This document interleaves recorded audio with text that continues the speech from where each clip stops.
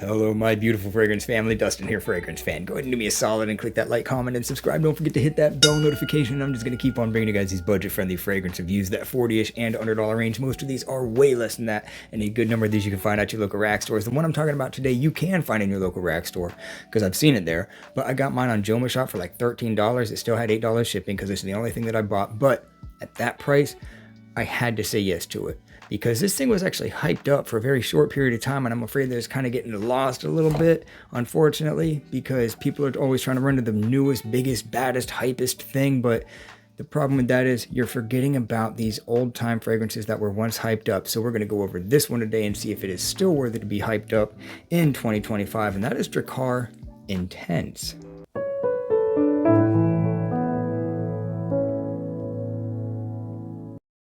So if you're a fan of Drakar Noir, the original Drakar Noir, the lemony, sharp, pine needle, green, earthy, classic barbershop itself, then let's go ahead and talk about the Intense, how similar it is, and what the differences are between the two. So the Drakar Intense does carry some of the same body as Drakar Noir. Basically, it's Drakar Noir in a modern form, in my opinion, because it still has that mature, classy feel. I say this a little bit more dressed up even now, because it's a little more modern touch. Let me just go over the scent profile. I'm not going to name off a whole bunch of notes. I'm just going to try to paint a picture of what this thing smells like. Instead of lemon, it opens up, it like replaces it with a modern, clean bergamot smell. So you got that bergamot and a good dose of like an earthiness and a touch of underlying sweetness. It's almost got like an amber sweetness. There's no amber, there's no like sweet notes listed in this thing, but I get a hint of sweetness. Bergamot, earthy, somewhat fresh green spiciness.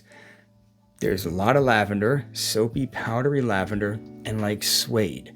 So you're going to get that modernized Drakar Noir. It doesn't focus nearly as much on that bright, crispy, tart lemon, sharp green pine needle type thing. This leans more on the lavender, patchouli, suede, dusty, earthy side of things, and it has a sweetness to it.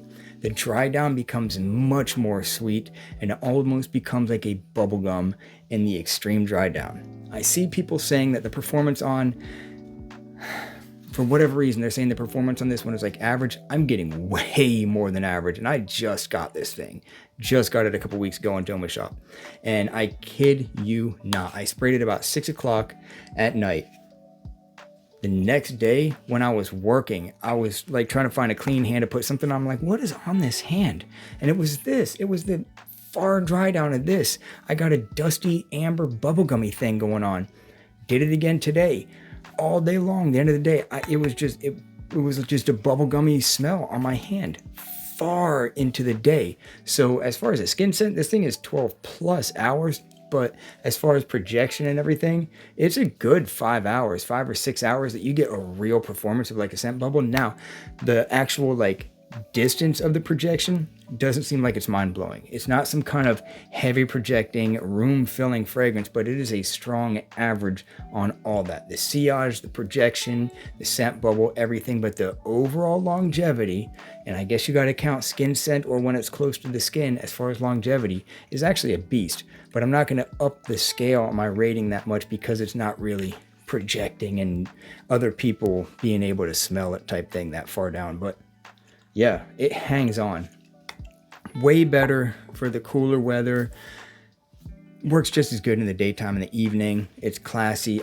This is a dumb stinking reach for me. I've been just reaching for it because it's one of those fragrances that smells different.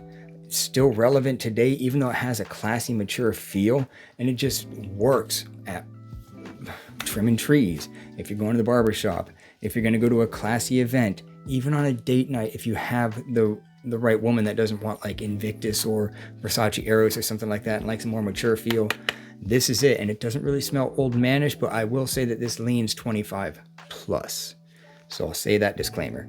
Overall, my rating on this one is going to be, I mean, I could say an 8 out of 10, but I'm going to say a 7.5 out of 10. The scent profile is like a 7. Just in general, the scent profile is a 7. And I'm only saying a 7.5 because, like I said, the overall performance, even though it's really long lasting on skin, like up close, that scent bubble and everything isn't that much better than your average fragrance. It's a super strong average. It's like the cap end of good projecting average and scent bubble and all that. So if you like Drakar Noir, but you want a modern version of it, with a little bit more of a sweetness, earthy, dusty tone, this is going to be right up your alley. The quality on this juice is really good too. You spray it right on your hand and smell it, and you barely get a fizzy, tingly thing from the alcohol. It doesn't really take your breath away. It's strong, but it doesn't take your breath away from the alcohol because you're not getting that much of it. It's eau de parfum concentration too, which is also pretty cool. So good quality juice, classy, masculine, barbershop, clean, not fresh, but clean, earthy, dusty. This juice is just good, man. In fact, I'm getting this thing in the air right now. That's right, I'm hyping it. It really is good. It really is good. It almost has like a little bit of an obsession kind of feel. If you like obsession, it has like, it borrows from some of that. Like I just now noticed that like this, grab some obsession and make it a little bit more modern. And that's kind of what's happening here. So Drakar Intense, still relevant in 2025 today. Definitely should be hyped up still. I think it should be making lists as far as like best bang for your buck cheapies, because this one is definitely one of my best $20 and under fragrances that I have in my collection that I have here, with a plethora of fragrances, and that says something. So Drakar Noir Intense, Drakar Intense rather, is a gem in my book. So with that, I'm out. Y'all be blessed. Take care of yourself always, and until next time.